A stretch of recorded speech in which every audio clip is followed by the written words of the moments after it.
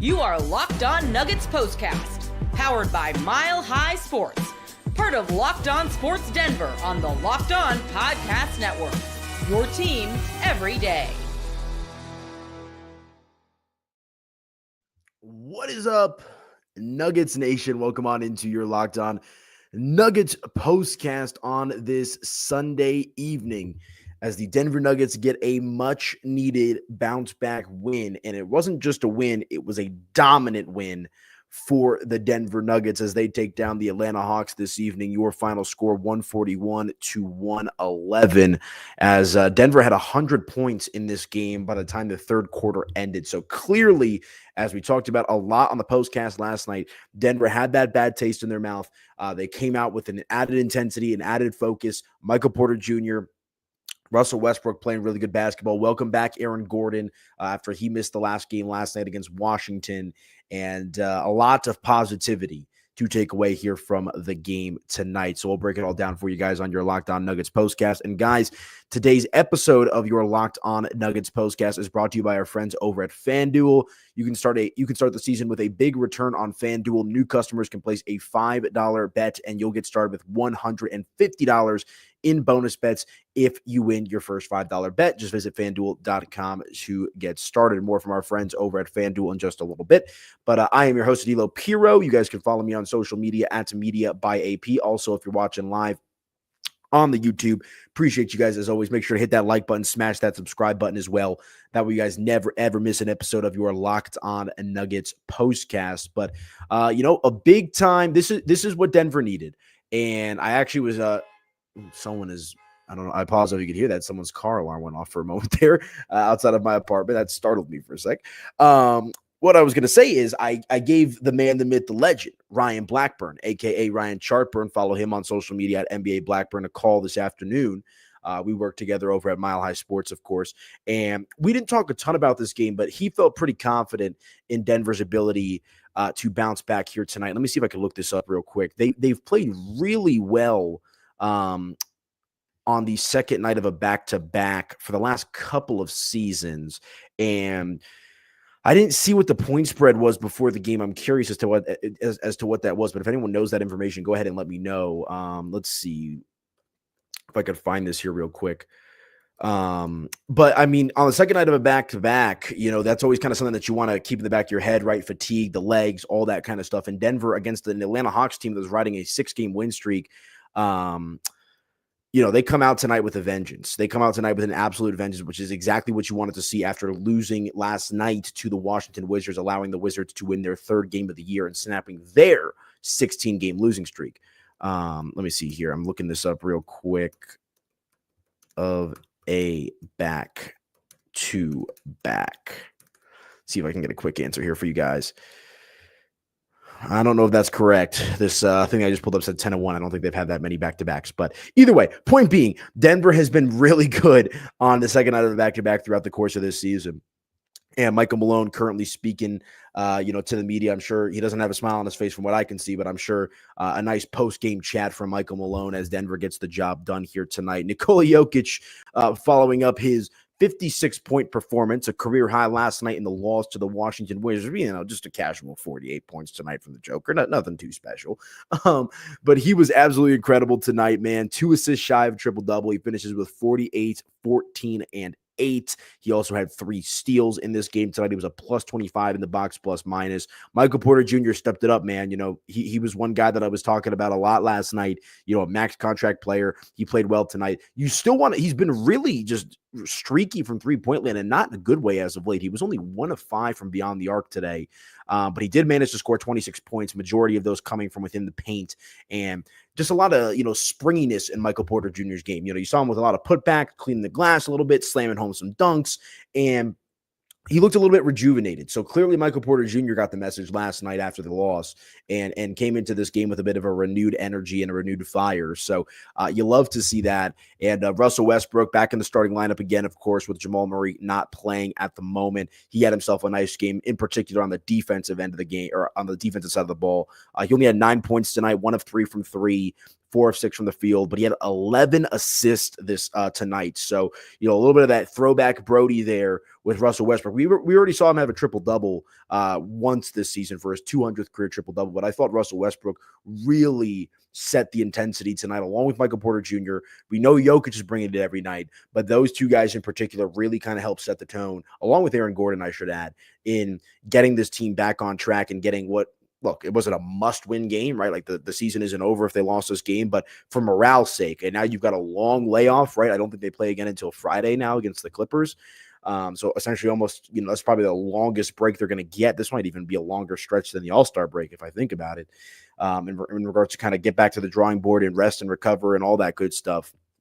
So, just a much necessary win to kind of help refocus this team and remind themselves that, hey, if we play a certain way, we can come out and we can continue to, be a good basketball team and win these games at a high level and be a team that they know that they can be, right? I'm not ready to put Denver in this championship conversation.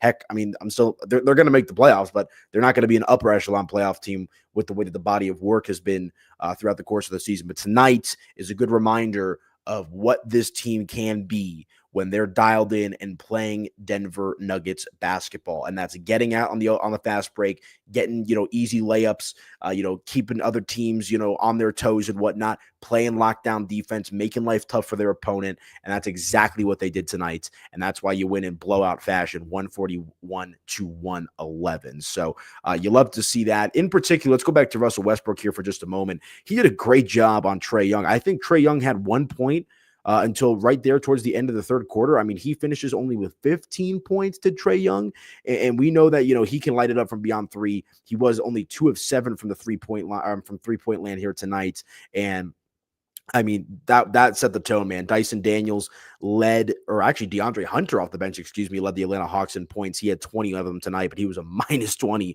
in the box plus minus, which is going to happen when you have a final score like you did today. But they did a good job, did Denver's defense, of slowing down and really just preventing Atlanta rather, from settling into any sort of a groove and flow offensively tonight, man. I mean, Larry Nance Jr. had 16 points. I'm going to butcher that name, Reicher, he had 10 points. Clint Capella had 9 points. Trae Young had 15, as I mentioned, and Dyson Daniels led the starters with 18 points. And look, I know Atlanta was off a big, on a 6-game win streak, right? Like, let's take a look here for the Atlanta Hawks. I mean, and against some pretty good teams, right? They beat the Cavaliers 2 games in a row. Then you take care of the Hornets, who are no good. Pelicans, who are all banged up. You beat the Bucks, then you beat the Lakers, and it was a close game against the Lakers. They beat them 134-132. So they were also due for a little bit of a letdown spot for sure. Especially, I feel like everyone gets up to play the Lakers, right? But this was a second consecutive home game for Atlanta, and they were just ice cold throughout the course of the night. I think some of that has to do with some natural regression to the mean, but also Denver's ability to play really high level and intense defense across the board here tonight. Let me know what you guys think. Drop some comments here on your Locked On Nuggets postcast as Denver gets the dub here tonight, man. Gets the dub, a much-needed victory. Jokic with the half-court theatrics as well. You love to see it, man. And they improved to 12-10 on the year, now 6-6 on the road. Atlanta's right around 500 as well. They're 13-12 now, and 7-6 at home are the Hawks. So let me hit my first break. When we come back, let's continue along with the conversation. We'll talk about the return of Aaron Gordon.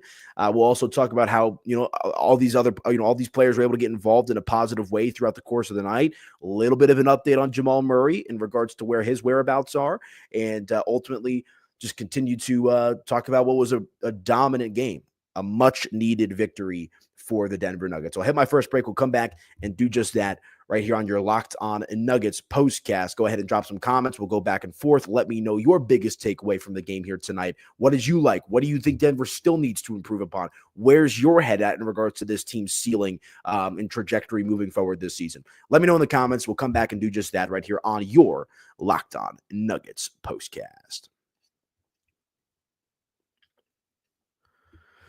All right, you guys, let me tell you about our friends over at Mint Mobile real quick, because with big wireless providers, what you see is never what you get. Somewhere between the store and your first month's bill, the price you thought you were paying magically skyrockets. With Mint Mobile, you'll never have to worry about gotchas ever again. When Mint Mobile says $15 a month when you purchase a 3-month plan, they mean it. Say bye-bye to your overpriced wireless plans, jaw-dropping monthly bills, and unexpected overages. Mint Mobile is here to rescue you with premium wireless plans starting at $15 a month.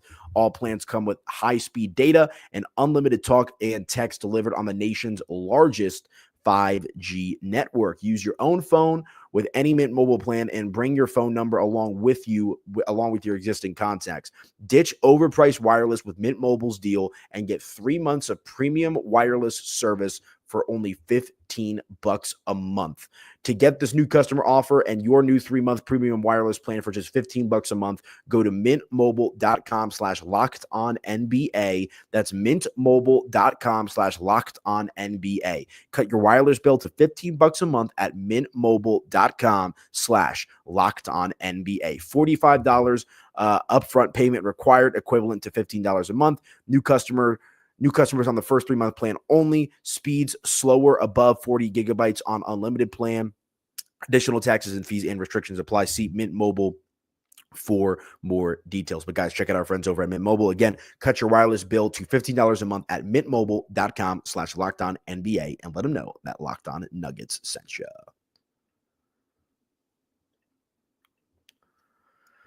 Welcome on back into your Locked On Nuggets postcast. I am your host, Aniello Piro. Much better tonight than it was last night. So I hope you guys were able to at least have a good Saturday night. Thankfully, that game was over and done with early, much like tonight's is as well. But Denver bounces back here tonight with a dominant 141-111 victory over the Atlanta Hawks. And I'm your host, Aniello Piro. Again, you guys can follow me on social media at Media by AP. If you're watching live on YouTube, appreciate y'all. Smash that like button, smash that subscribe button. That way you guys never, ever miss an episode if you're Locked On Nuggets postcast on your Locked On Sports Denver YouTube channel for any of you folks listening on the Locked On Nuggets podcast feed as well. But we got a couple of comments here. One guy says, not moved. We beat an injured Hawks team. Changes still need to be made. I'll touch on that towards the end of the show. I do agree with that to a certain extent. Like, that's why I'm not like, look, my job is to talk about one game at a time, but we'll do a little big picture conversation at the end of the show. Cause I agree with you. I think that there are still some changes that need to be made. I don't think a big time victory over the Atlanta Hawks makes me worry any less about Denver's trajectory for the course of the season. I think that there's still plenty of things that Denver needs to figure out and improve upon if they want to be a legitimate, strong playoff team in the ever tough Western Conference. Duca says we need a half-court shot video for Nikola Jokic, just like Steph has. And then we got some Serbian language there as well. So if you're watching from Serbia, hello, my friend. Hope you're doing well out there. Appreciate y'all tapping in from Serbia, the great country out there, home of Nikola Jokic. And, I was actually texting with some buddies watching the game tonight. And I'll read it word for word. He says right after the game, Jokic really may be the greatest player we've ever witnessed. I completely agree. Like, my top 3 of the players that I've been actively watching, like my basketball fandom started, right around when the Lakers and Celtics were battling back in the day, not back in the 80s, of course, but back when Kobe was going up against Paul Pierce and all those guys and whatnot. I mean, my top 3 that I've seen with my own, 2 eyes in no order are Jokic, LeBron, Steph. Those are the top 3 for me. And that's why losses like last night are so frustrating. But that's also why victories like tonight are so validating, because it shows you that, when Nikola Jokic needs to go into scoring mode, he scored essentially, he probably had 100 points over the last 2 games. He can do that, right? But when you surround him with premium talent and A-level talent, man, I mean, I'm just telling you, this team is like damn near unstoppable if they're going to be able to do that. I've always equated Nikola Jokic to, like, if you've ever seen the TV show Avatar: The Last Airbender, like the premise of Avatar is he's the master of all 4 elements, right? He could bend the air, he can bend the water, he can bend the fire, he can bend the earth. Like, Jokic is like basketball nirvana, where you're able to feed off of his intensity and off of his play, and he just makes everybody better, everyone around him better. And if you continue, I shouldn't even say continue, but if you're able to provide him with high-level talent, we've seen Jamal Murray be that guy in years past. We've seen Michael Porter Jr. be that guy in years past. We've seen Aaron Gordon be ever consistent since coming to the Denver Nuggets. That's when this team is just so hard to slow down. And yes, I do agree that, Atlanta a little banged up tonight. Also, as I mentioned in the first segment, a little bit of a letdown spot for them as well. They were on a 6-game win streak, just beat the Lakers. Like, you were expecting a little bit of regression tonight from Atlanta, or just, maybe not tonight, but just in general sometime soon. And, You got that tonight. And Denver, to their credit, was ready to go from the jump. I mean, this was probably the best first quarter they've had throughout the course of the season. They outscored Atlanta 38-23. I mean, Atlanta was abysmal throughout the course of the night from three-point land. I mean, looking at it tonight, man, like look, it's hard to sustain these numbers, but Denver, just a tick below 63% from the field tonight. They were 56 for 89 compared to just 40% for the Atlanta Hawks, who took 101 shots, believe it or not, and they were 40% from the field. From three, if you've been listening to these shows, get ready. I'm going to say it again. When Denver outshoots their opponent from three-point land, they're going to win the game.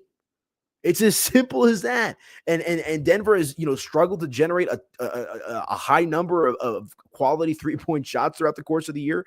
But tonight they did that. Nearly 50% from three were the Denver Nuggets tonight. 12 for 27, good for 44% from beyond the arc, whereas Atlanta really struggled. 9 of 40, 22.5% for Atlanta. And again, I chalked that up to two things. I chalked that up to Atlanta needing to cool off a little bit, but more importantly, Denver setting the tone in that first quarter for the rest of the game on defense. I talked about how Trae Young struggled. I talked about how all the Atlanta Hawks starters struggled tonight. That is a credit to Denver's ability to get after it from the moment the ball was tipped off. So good for the Nuggets there in that perspective. They out-rebounded Atlanta, or not out-rebounded, 43 assists for Denver compared to just 26 for Atlanta. The rebound, was essentially even. Denver had 43, Atlanta had 45, so essentially splitting hairs there. But Denver also, they actually lost the fast break points tonight as well, but they had 19 of those, but they were able to generate good looks. Christian Brown, cutting. Russell Westbrook doing his thing, Aaron Gordon doing his thing as well, and really just a good, well-rounded performance from the Denver Nuggets. Atlanta never had the lead in this game tonight. I think that's probably another good way to just kind of summarize the effort from Denver tonight. Atlanta did not lead at any point in this game. And again, this is not the Washington Wizards. Like, the Atlanta Hawks are a respectable team in the NBA. And, that's what you need to see from this Denver Nuggets team, man. And looking at the box score as well, everybody got involved tonight. Every player that played tonight had some sort of scoring tonight for the Denver Nuggets. Zeke Naji, he got a couple of garbage time minutes there at the end of the game. He had a couple of points. Hunter Tyson had 5 points. P. Watt in his 18 minutes only had 2 points, but he had a couple of blocks as well. DeAndre Jordan with 4 points tonight. PJ Hall with a couple of points. Jalen Pickett with some meaningful run. He only had 5 points, but he did have 5 assists as well. And look, I don't know what Jalen Pickett's future is with this team. They called him up due to the injuries with Jamal Murray, but at least he looked like a lost dog out there last night. Looked a little bit more competent tonight, running with the Denver Nuggets. Julian Strawther bounced back tonight in a nice way. He had 13 points. He was 3 of 4 from 3. That's what you need from Julian Strawther, is an ability to hit the 3-point shot, and you want to see him continue to try to improve on defense. And last but not least, Trey Alexander with a couple of points as well. So every single member of the Denver Nuggets that played tonight, and every member that was on the active roster, so not Jamal Murray and not Dario Saric, scored tonight. They played, they scored, they made a contribution, and that's how you get to your 141-111 final score here tonight for the Denver Nuggets. But going back to the starters here real quick, Christian Brown, 17 points. Russ, as I mentioned, had 9 points. Aaron Gordon only had 6 points tonight, but you saw his effort on defense. He helps open up a lot of things for Denver, right? He's the rock of that Denver Nuggets defense. He had 6 assists tonight as well, so he was throwing the ball around. A couple of rebounds as well for AG. He was 0 of 4 from 3, but AG's been shooting a bit. His three-point shooting has been a bit of an anomaly, just to kind of put it that way. Look, do you want to see Aaron Gordon, knock down a couple of those 3-point shots tonight? Sure. But you can, I'm not expecting Aaron Gordon to lead the way for the Denver Nuggets in 3-point shooting. I'll put it that way. So nice to get AG back. I think that on top of the ugly loss last night against Washington really helped to get Denver out to a good start here tonight. So love to see it, 141-111, your final score. But guys, I'm going to hit my final break. When we come back, we'll put a bow on the show. A couple of big picture thoughts, a couple of closing thoughts on the game here tonight. Let me know your guys' thoughts here in the comment section. I'll push them up on the screen. We can go back and forth here. I always say I'm the host of the show, but you guys are the ones that help me drive the show. So we got a few awesome comments here tonight. If anyone has any other big picture thoughts, anything they want to get off their chest, this is a communal space. So let me know your thoughts about this game here as the Denver Nuggets get the dub, 141-111. All right, hit my final break. We'll come back and do just that right here on your Locked On Nuggets postcast.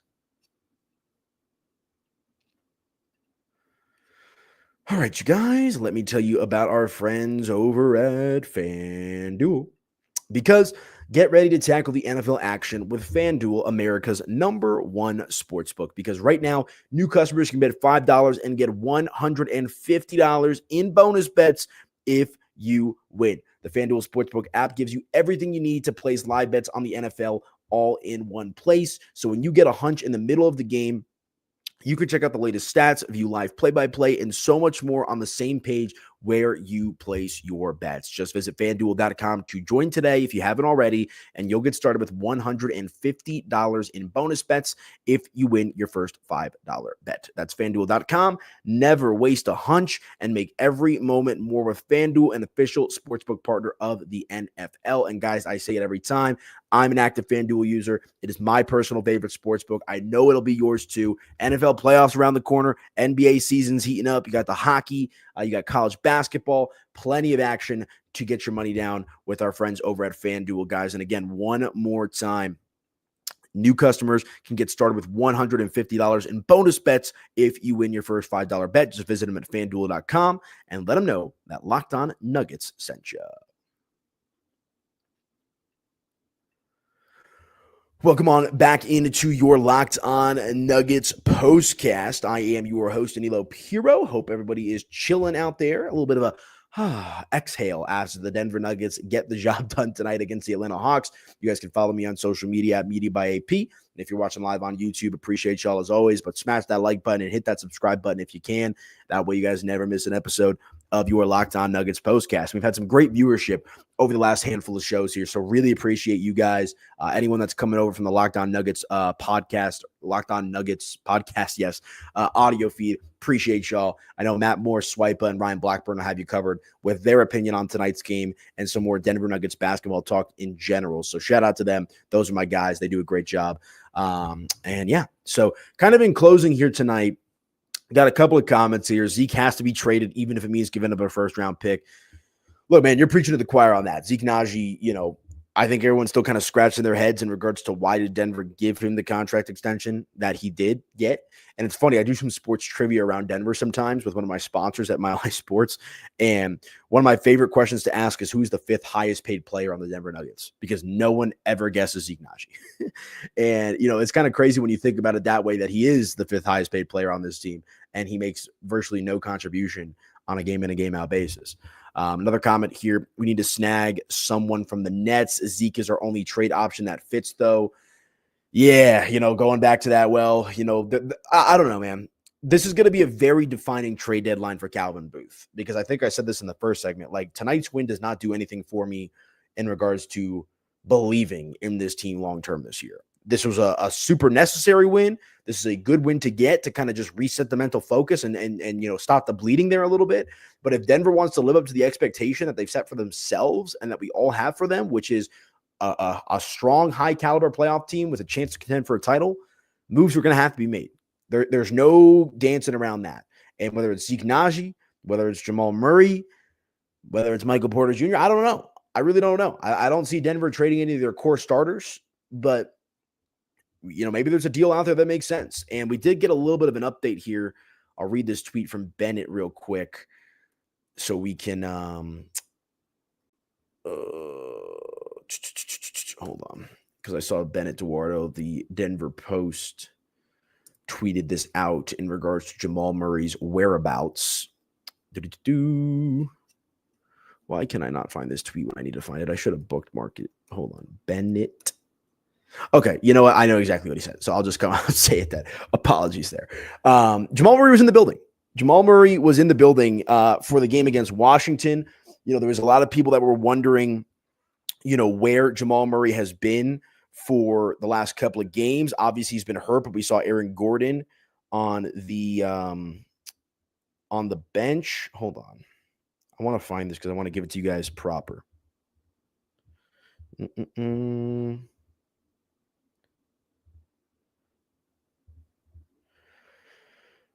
This is called doing it live in the podcast world. but as I'm finding this, because I want to read it so you guys get the full information. Excuse me. Jamal Murray was in the building tonight, though, and he's been with the team. Here we go. Have been getting questions. This is from Bennett Duardo of the Denver Post. Have been getting questions about Jamal Murray. He and Dario Saric are both with the team to finish out the road trip, even though both are inactive. And Murray has been with the Nuggets the whole trip, including last night in D.C., despite not being at the end of the bench, I'm told. So Jamal Murray, he was in the building, just not on the bench. I don't really understand that, which was kind of weird optically. There was a lot of speculation about there's a UFC card tonight. Did Jamal Murray go to the UFC card instead of sitting on the bench because he's hurt? I don't know.